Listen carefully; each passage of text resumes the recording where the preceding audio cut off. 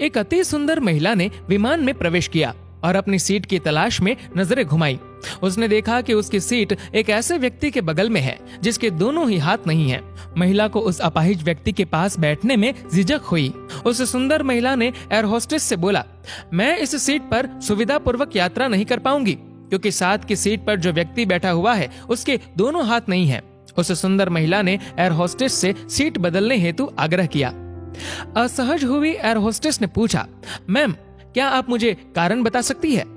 सुंदर महिला ने जवाब दिया, मैं ऐसे लोगों को पसंद नहीं करती और ऐसे व्यक्ति के पास बैठकर मैं यात्रा नहीं कर पाऊंगी।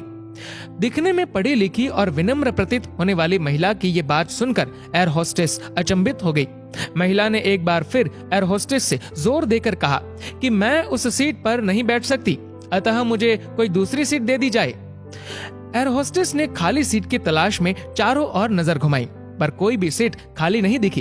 एयर होस्टेस ने महिला से कहा कि मैडम, इस इकोनॉमी क्लास में कोई सीट खाली नहीं है, किंतु यात्रियों की सुविधा का ध्यान रखना हमारा दायित्व है, अतः मैं विमान के कप्तान से बात करती हूँ, कृपया तब तक थोड़ा धैर्य रखें। ऐसा कहकर एयर होस्टेस कप्तान से बात करने चली गई और उसने जाकर पूरी बात कप्तान को बताई। कुछ समय बाद वो लौटी और उसने महिला से कहा, मैडम आपको जो असुविधा हुई उसके लिए हमें बहुत खेद है। इस पूरे विमान में केवल एक ही सीट खाली है और वह प्रथम श्रेणी में है। मैंने हमारी टीम से बात की और हमने एक असाधारण निर्णय लिया।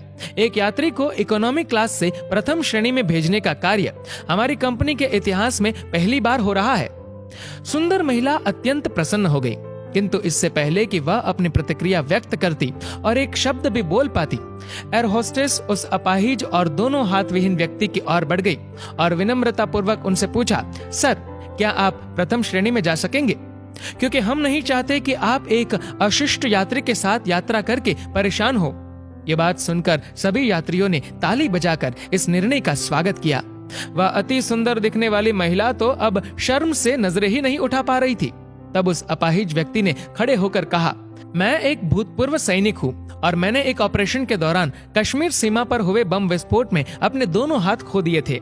सबसे पहले जब मैंने इन देवी जी की चर्चा सुनी तब मैं सोच रहा था कि मैंने भी किन लोगों की सुरक्षा के लिए अपनी जान जोखिम में डाली और अपने हाथ खोए, लेकिन जब आप सभी की प्रतिक्रिया देखी तो अब अपने आप पर गर्व महसूस हो रहा है कि मैंने अपने देश और देशवासियों की खातिर अपने दोनों हाथ खोए। और इतना कहकर वह प्रथम श्रेणी में चले गए।